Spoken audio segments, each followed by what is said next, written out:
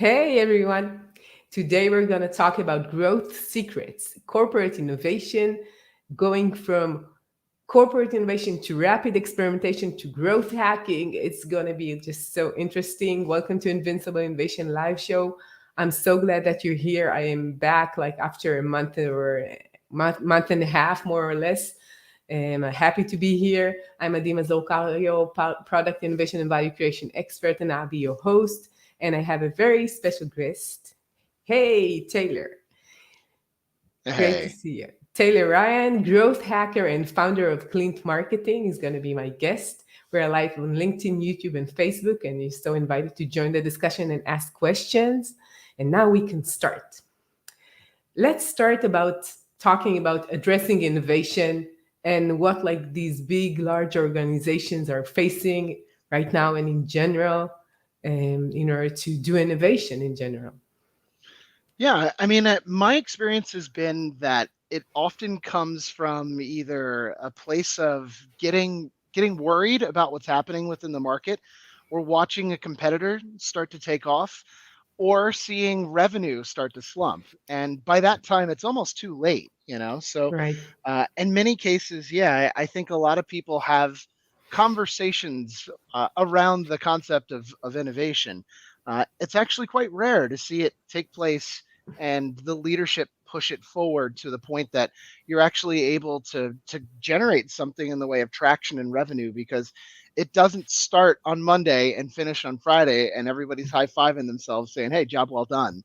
Yeah. So yeah, every industry, every company, small, medium, and large, needs to consider this as kind of part of their roadmap and part of the scaling effects that happen within companies. And the goal is ultimately, how do we get further along, either revenue wise, product wise, or just in our future growth as a company? And what do you think is stopping them from really Uh, doing it? Old systems. There's so many different things, but for me, it's bureaucracy, which kind of hampers speed. And I'm sure you've experienced that, where the things that might happen in smaller companies or just more agile companies take months to just get approval before they're actually starting to be implemented. I've also found that the skill sets are totally backwards. I've come into a lot of larger companies, and sometimes it's been pharmaceutical, sometimes it's more energy companies, but it's always the same thing, where you have people that are so used to existing processes and systems that have been in place for decades. It's very difficult to kind of break from that and say, look, you need to get something launched within the next 3 to 6 months. What's that going to take? And if they're going through these old systems, forget about it.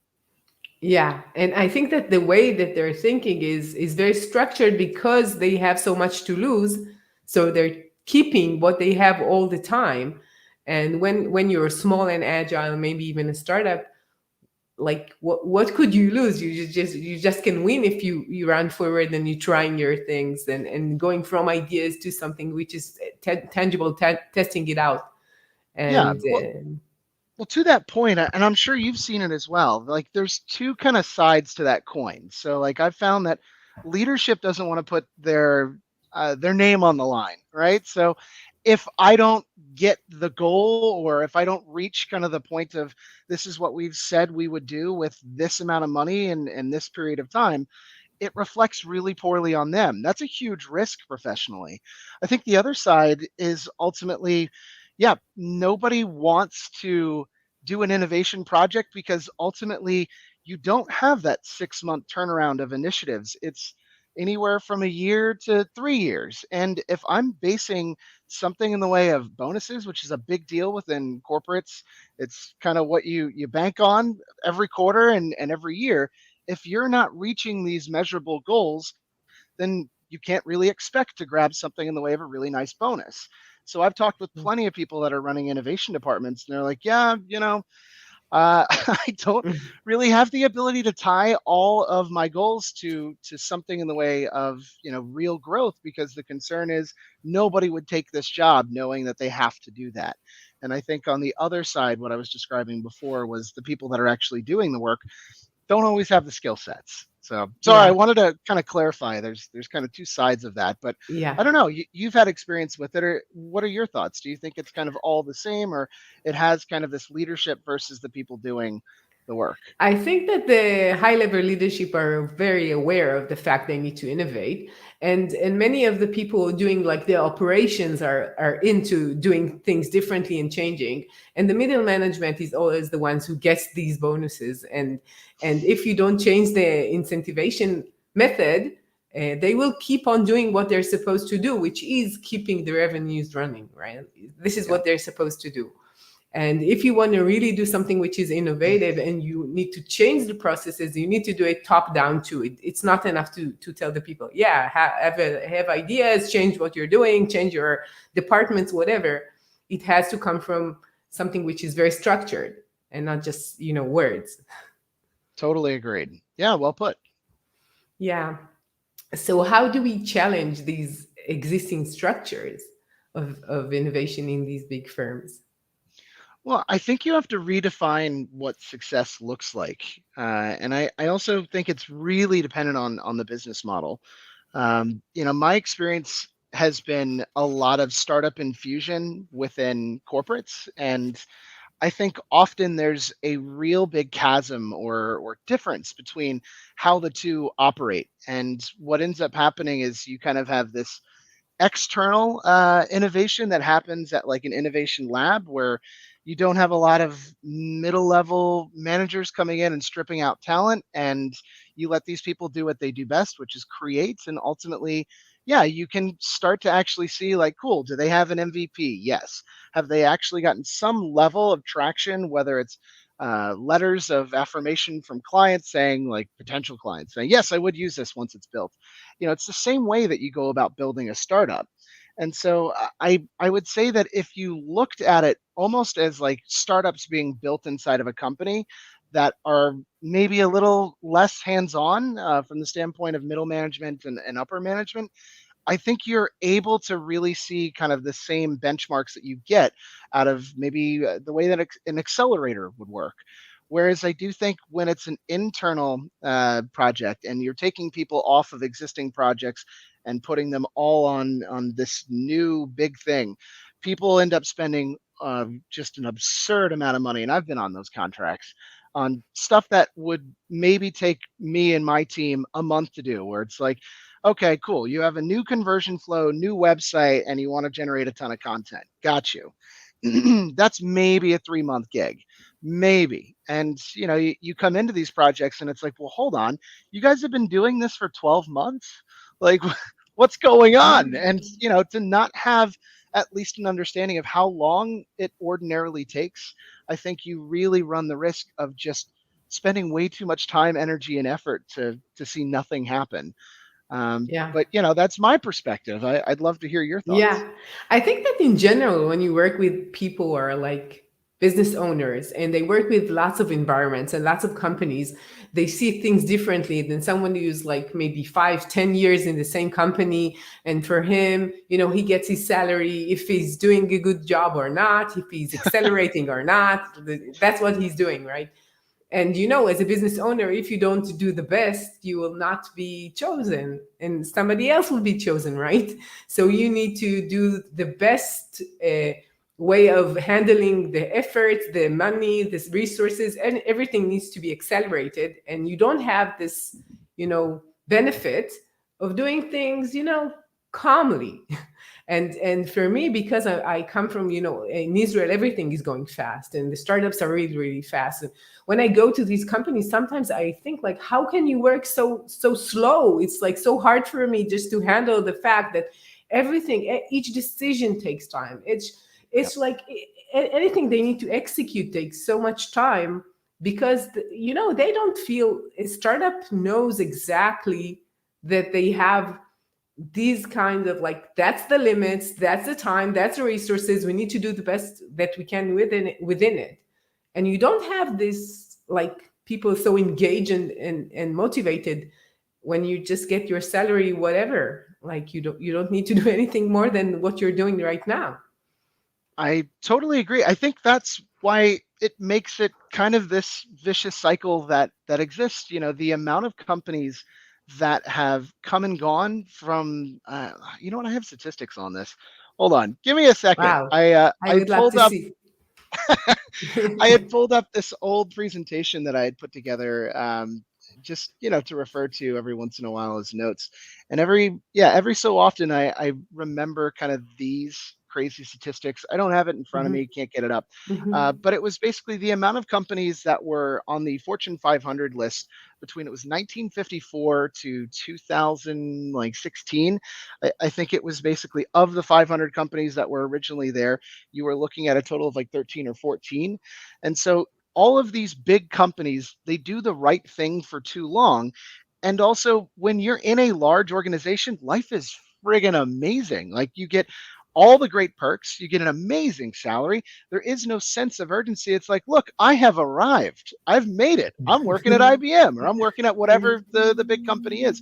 Why on earth would you strive to outdo anybody else in the market, other than to have kind of your own sense of self-worth, which after a certain point, if I'm making 250 grand a year, do I really care that much? Is it going to affect me if I pump out a couple more units, or I really bust my butt in order to make these goals that I think are arbitrary to begin with? Probably not. But I think that level of passion that comes out of startups, you can't really duplicate it. And that's why it's always that death by a thousand cuts. It's the big company. It's like, oh, we're never going to get disrupted. We've been the market leader for 10 years. And then you turn around, it's like, wow, that happened pretty quick. And it's like, yeah, I know, because you guys lost track of what made you great to begin with. And I think that's just called progress. If there was always one company on top forever, I think it'd be a very boring kind of space to be in general. But Yeah. yeah, But don't you feel that the big tech companies are so sophisticated right now that it will be so hard to win anything against them, especially, like companies like Amazon doing everything. They are always innovating, always opening new things or buying new startups, or like they are always on this quest for something which is more. How can a small company really compete with that? It's like it's depends very on, different in that yeah, case. I totally agree. I think it's gotten a lot more challenging. I had a fun moment with some of these people. I live in Copenhagen, Denmark, and it's a much smaller ecosystem than I'm used to. When I got here in 2016, it was, yeah, just kind of blossoming. And I had come from Washington, D.C., where the startup ecosystem had been there for a good 20 years. And if you go even further west, thing had been going for a good 40, 50 years. Right. But it's so interesting sitting and talking with these people, because they were sharing all these amazing stories of launch parties and how they had no idea what they were doing, and they got a ton of funding and all these things. And they're like, oh God, those were the days. Now it's different. And I'm like, yeah, you have to have talent. And before, Yeah. you just had to show up. I think Yeah. now it creates such a competitive market space that it makes it so much more interesting to be in a competitive level. I do think that you'll eventually see the Googles, the Facebooks, the Amazons eventually disintegrate and give way to something that we're not familiar with right now. Every social network that you've seen, nobody's talking about MySpace today. I have so many arguments with my girlfriend on a regular basis. She's like, Facebook's for old people. And it's like, well, I'm Yeah. using Facebook. Pardon me. This will continue to be the same way, whether it's a marketplace or for hosting or for shopping. People that are very concerned about the way that they search. Maybe they don't want to use Google anymore. Google makes up like 98% of all searches these days. But as DuckDuckGo is continuing to gain momentum, people are realizing, like, hey, I don't want to be shown a ton of ads. I'd actually like to be able to generate my own revenue off of whatever I'm shown. That will take the place. It's just on a long enough timeline, you have to kind of see where things are eventually going. But yeah, in our Yeah. lifetime, I think you'll probably end up seeing, some of these giants eventually kind of go under. And Bezos has said that about his own company. He was like, I would be shocked if Amazon doesn't declare bankruptcy at some point. And you can see that in the stock prices. The most overinflated stock prices are Facebook, Amazon, and Google. And, at some point, Apple. Apple. Yes. Sorry. And Apple. Good call. Yeah. At some point, I think the market will correct. And I do think that great ideas have a way of being sussed out. It's what a meritocracy is all about.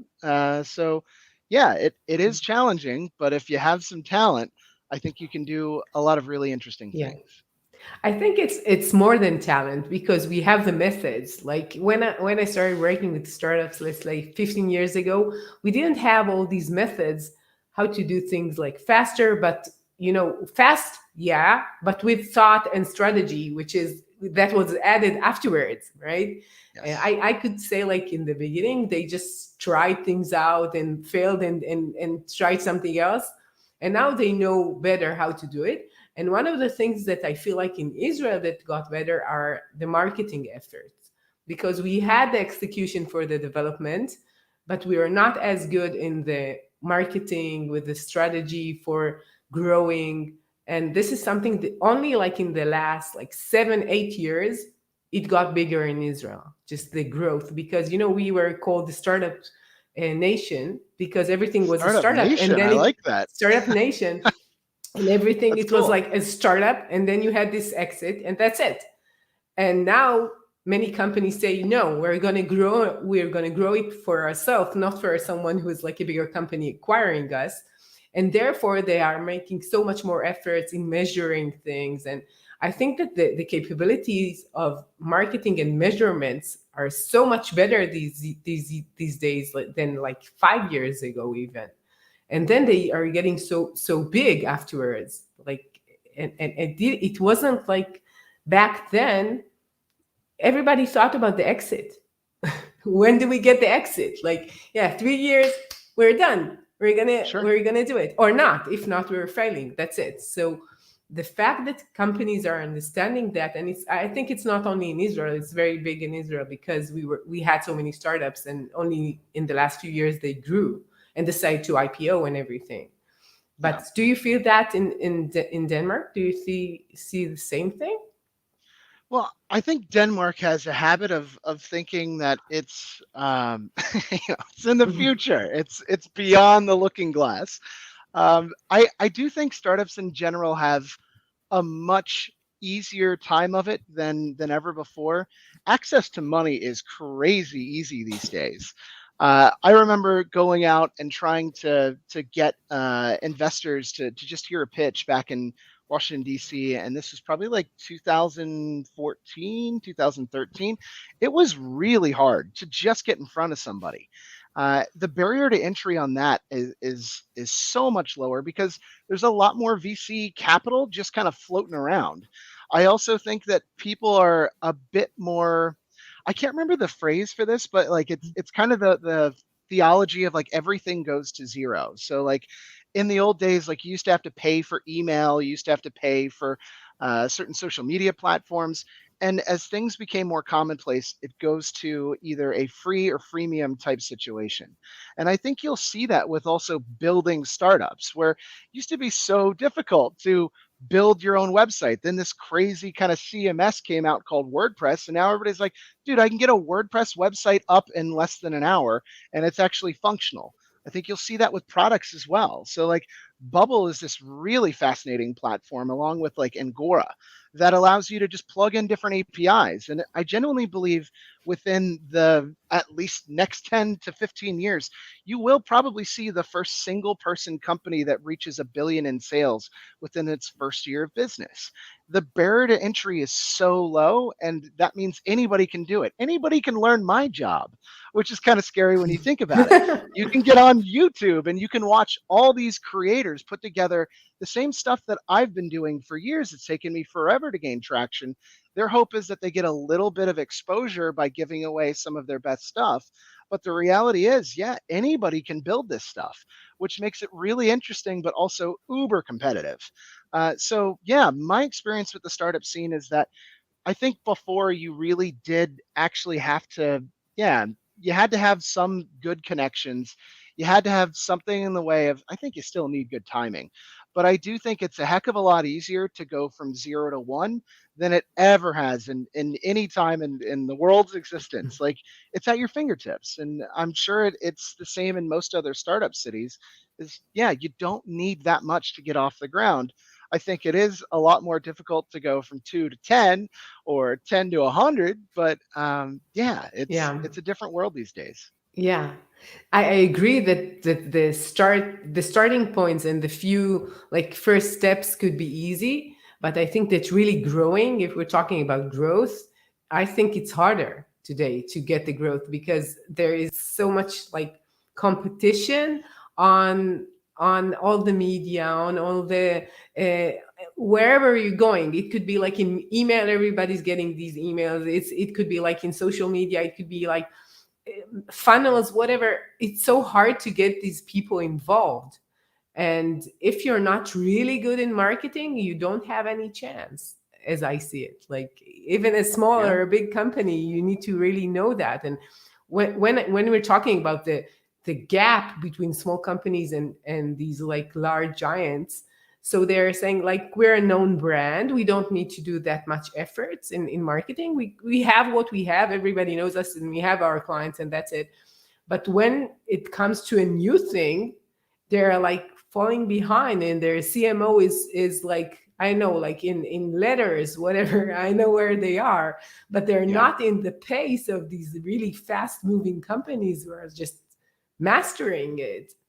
Totally agreed. I did a presentation that I wouldn't say it got me in trouble, but I definitely had I had some people that were not happy with me afterwards, and it was, I guess it was 2019. Like, it's so crazy how the time flies with like COVID. Uh, Right. but but yeah, I had done this presentation on why major brands are ditching the CMO job title.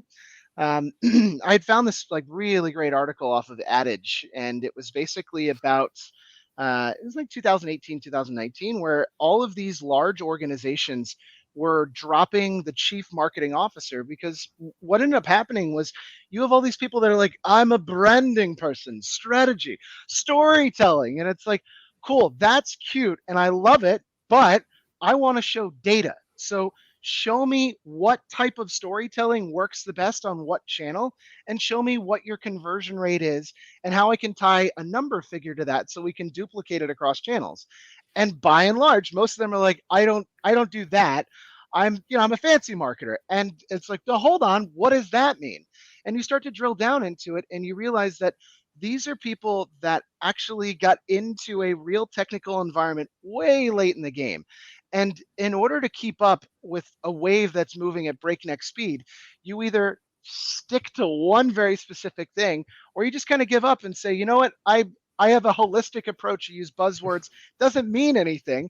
And ultimately, people get frustrated with you and say, hey, look, I can do that job too. And that was kind of like the big picture of like the whole idea of marketing has kind of had this schism. There's the old branding and strategy marketing, and now there's this really technical, data driven type marketer that is changing the way that we think of marketing.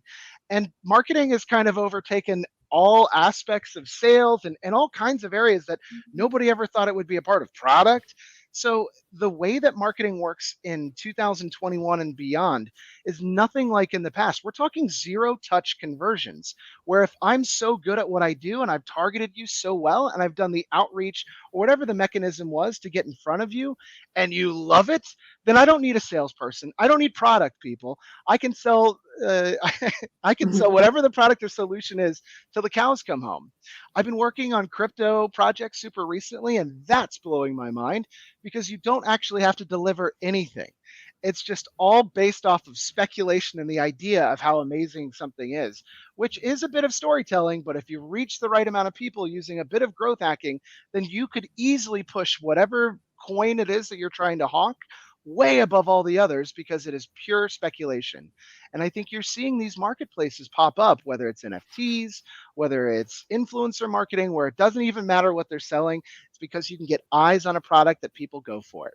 And it's just a Yeah. crazy time to be alive and realizing that if you pair the storytelling with the technical side, then you have something. But you really can't just be a storyteller these days. Yeah.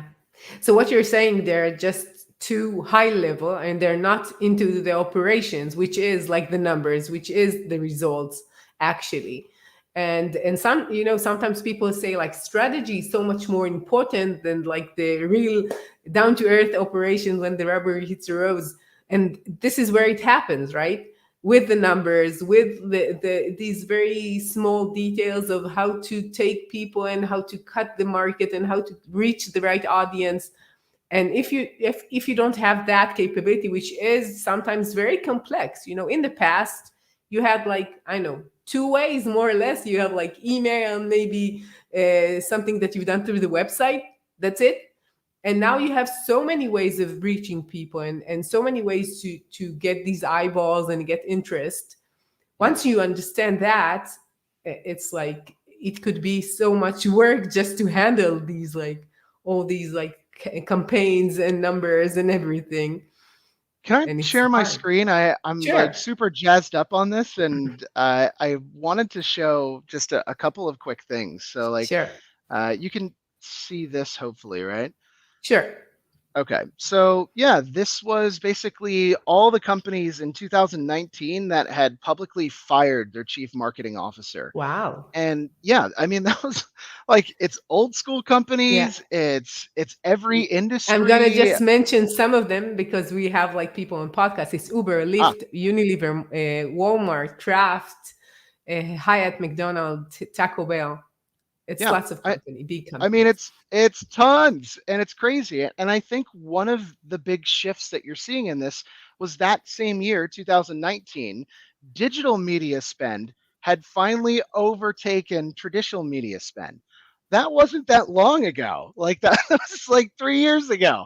People were like, Wow. no, no, no, we got to do more billboards and we got to put commercials on TV. Nobody has watched a television advertisement outside of the Super Bowl in probably the last 10 years.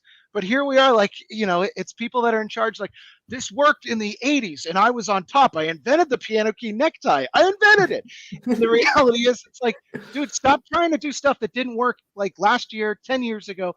This is a completely different animal. And this is why the people that are in charge within these larger organizations are being shown the door because they're trying to use the same methodologies of what worked 20 years ago, 15 years ago in an ecosystem where it is so not there. It's Right. just crazy. So I get It super is. jazzed up about this because I meet people like this on rare occasions, and it's like the Wizard of Oz, where like you get to meet the wizard, and it's just some old man pulling levers and stuff, and it's like, oh, I thought you were like magic or something, and it's just wildly Yeah. disappointing, I guess. Yeah, yeah, it is. When I think about it, it's like it seems like the old generation of how they understood the way people operate and the way that advertising is operating and branding. It's so much different than what we're doing usually. Like right now, the you could be a brand and you don't have to be Disney, right? So you don't need to True. invest like 30 years in your name just because you're a brand for your specific audience and for your specific market. And you don't have to reach everyone, and you don't have to do things which are so expensive in a way. If you have these ads and billboards and TV commercials which are so expensive, you could do something which is like just having a YouTuber that is connected to your audience, doing something in like, I know, hundredth of price, thousands of a price. I know Yes. it's Have so you much easier. I'm curious, have you seen kind of this new phenomenon on TikTok and what the major brands are trying to do with influencers on TikTok? No, tell me about it. So it's kind of what you're describing, which in essence, you have a marketing manager, usually in kind of their early to mid 20s, and they are the face of that brand from the standpoint of creating media every single day for whether it's Johnson and Johnson or Unilever or Doritos or whoever it is. And of course, the individual doesn't own any of the material that they put out. It's purely for their company, but they've realized consistency works, and if they can find the right quirky person, it's kind of like having Flo from what's the insurance commercials, or I don't know. There's so many. Why am I drawing a blank right now? I need more coffee. That's why. But it's Too basically early.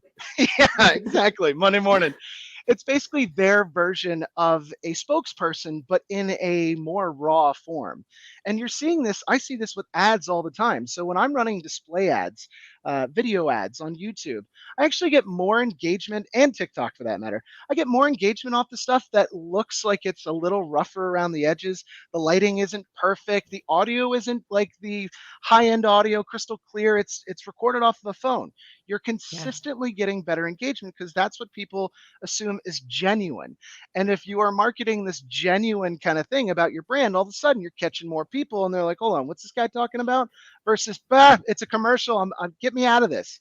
We all can Yeah. recognize kind of this different look. You know what I Yeah, mean? you know what? That reminds me, my son is like going into these YouTubers that he loves, and he always shows me like things, and they're really smart. They're doing Yeah. things so sophisticated, like they're going into the details of analysis of something, and you see that they're really, really smart people.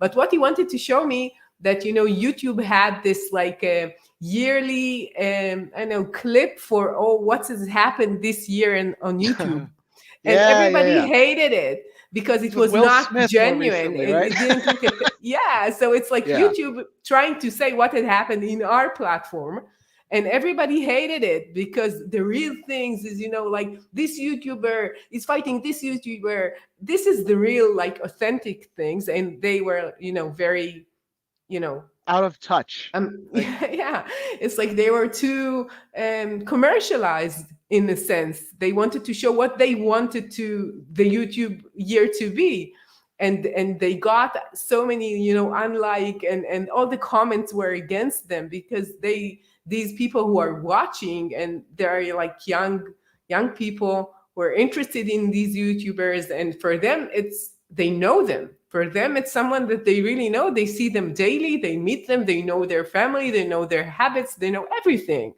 yeah. And now just creating from that something just for the revenue, for them it's like, no, it's not working for me. It's not authentic, which There's is very funny.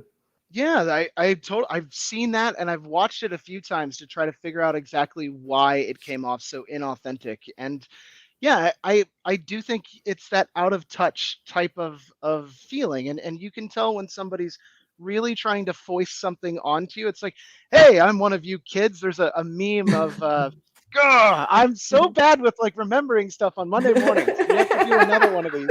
Another Catch me one on with all the Yeah. memes and things that Yeah, you yeah, yeah. remember. Catch We'll me try like on Thursday next time. yeah, like Thursday, like morning, like I'm on it, sharp. But yeah, Yeah. I think we do see a lot of this out of touch stuff, and it sometimes makes the headlines. I think one of my favorite ads, and it's one of the reasons why I think I have a really good shot at growing my company quite well, is I watched the Peloton ad. Have you ever seen the Yeah. Peloton ad that got all the No. bad press? It was awful. And this is an ad agency from like New York City. It's like, that's what you guys flip out. That's what you guys got paid nearly, I'm sure, 500,000 to put together. Something that I probably could have done in high school. And it clearly comes off disingenuous and not really thought through. Yeah. It's that type of stuff that as an entrepreneur gives me inspiration, as somebody within marketing allows me to know like, wow, I still got a shot out here. If that can see the light of day, then the stuff that I know I can create will be a million times better. I just need kind of the right assembly of a great opportunity to throw it together. And hey, let's jam out. That kind of stuff.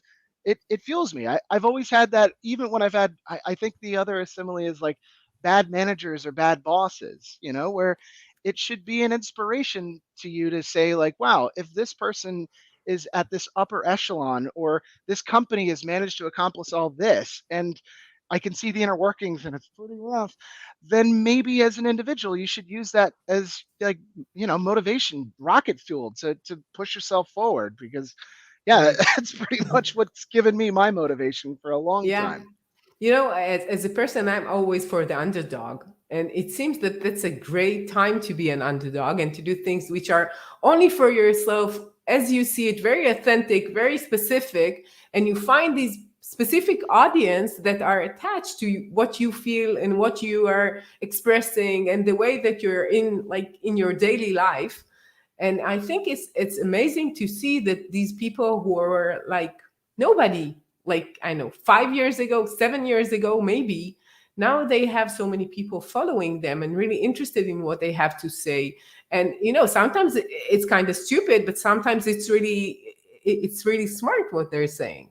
And True. you don't have to get these like tons of resources to create this very sophisticated ad with the music and all the celebs and all of that, which is like, if I'm relating to someone and he's doing something in his like home basement even, I'm attached to him. It's something in my Yeah. heart. I don't need anyone to play with my feelings with the song and all these like the lighting and everything, which is, it doesn't play like, they're not agreeing to play this game. They're saying Sure. like, yeah, it's not my game. And the young people are, they know that it seems like it's not, they feel that it's fake for them because they're so Yes. used to getting everything which is raw and like very like, if somebody, I know that there is this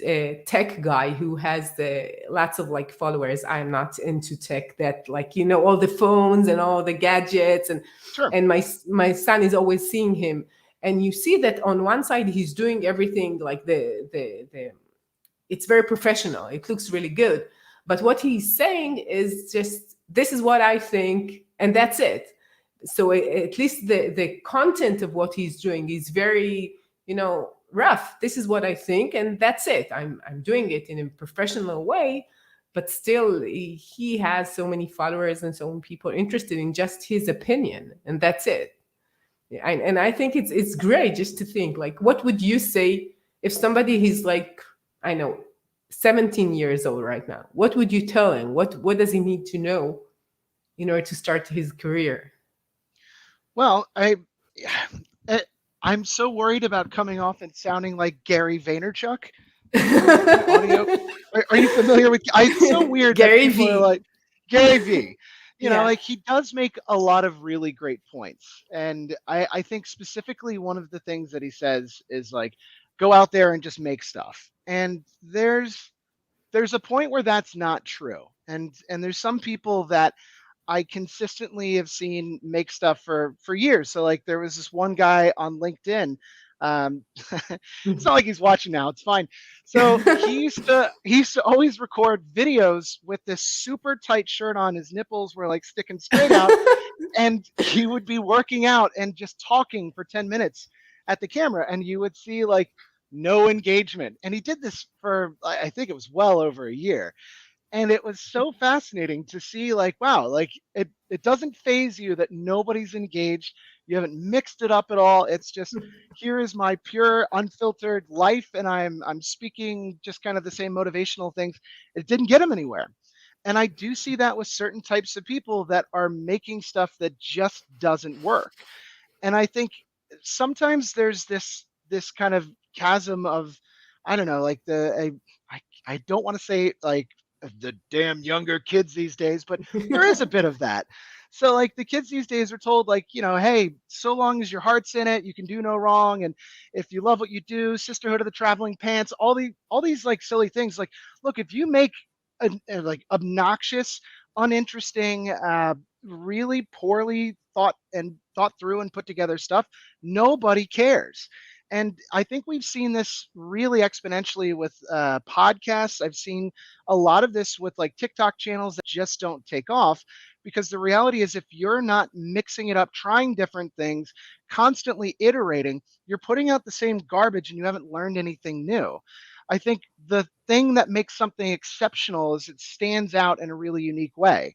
There was this one guy I went to school with, and Roy Edwards, great dude, and he's been building a podcast now for the last year, and I think he's just getting up to about 1,000 followers, which, hey, like way to go. That's pretty good. Mhm.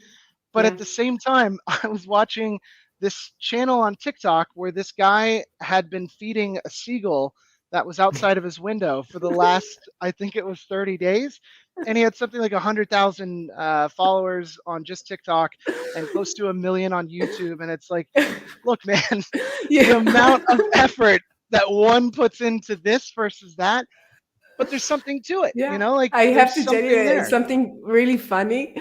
I have young kids, and we have our favorite YouTuber, and he's a tortoise.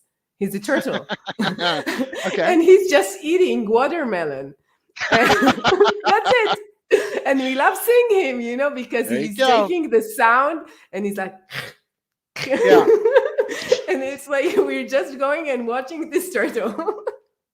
And sometimes you say, like, why do I watch this turtle? I don't Yeah. know.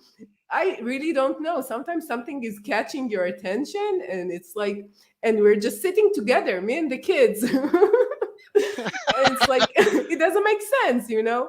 But No, this is what we're doing sometimes, not all day, but sometimes we're of going to course. see it.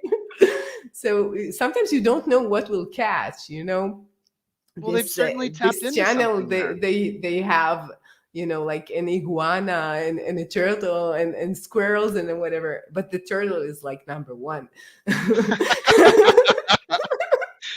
I think it's Which is so fascinating that, funny. yeah, that could be like a whole like following, and maybe you're not able to immediately monetize that, but I guarantee you there's something there that they figured out, and that's probably more watchable than a lot of the other things that people are pushing out at scale. So it's Yeah. something to think about and tease out what is there in this that people are gravitating towards. Can I do something that is a version of this mixed with something else? And I you think if know you tap into what that, what go comes ahead. to my mind is enthusiasm. You see people engage and really into what they're doing, and it's catching, like, and you don't have this motivation, like all this enthusiasm. You don't have that in very calm environment, stable environment. There's something in this unease that you get when you go into these kinds of channels, or TikTok channels or YouTube channels, and you see these young people so engaged in what they're doing, and you cannot ignore it. And it's so important when you're doing something and you're enjoying it, Yeah. and you see that they're enjoying what they're doing, right? So it's so important. And for me, just thinking about people expressing themselves authentically in something that interests them is so much more than just going to your work, doing your job, getting paid. It's like very structured, and you see the gig economy is growing. I had one chapter about the gig economy. Everything is like very fast moving and changing very fast, and Sure. doing this and this and this, and not only one thing. 20 years, my parents worked in the same place for 20, 30 years, and it's like it's changing and it's like enabling people to express their talents better, I guess, and which is great, I think. Yeah, I mean, there's that old adage of, everybody should get their 15 minutes of fame. And I can't remember who said it, but now everybody gets 1 minute of fame to 15 people.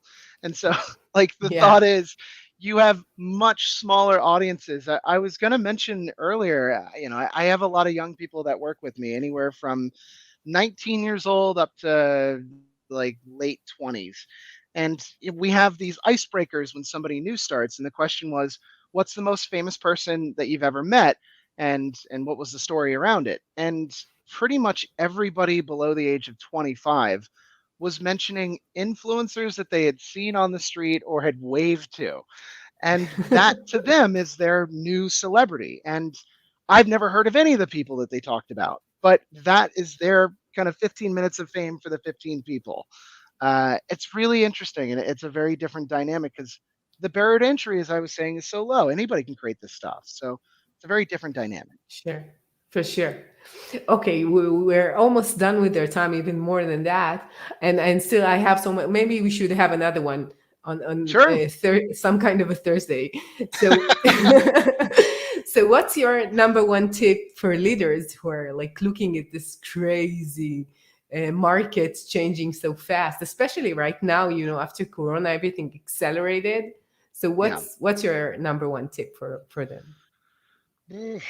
I got to go on a really cool trip. I guess it was, yeah, wow, it was only like a week ago. I don't know, like time is just flying by, but yeah, I was working with this company that does water pumps, and it is by far not the sexiest thing in the world. But one of the things that I found really fascinating is their innovation department has kind of like it's completely buffered on either side from the company, meaning there's nobody running in there saying, excuse me, you guys need to deliver tomorrow or this thing's over. And I found the leadership within that innovation department was so unique because they were able to sit back and in brutal honesty say, I have no idea what will work here, and this is why I've brought in experts in each of their fields, and I want to understand what it is that they know and understand that well enough so that I can start to support those ideas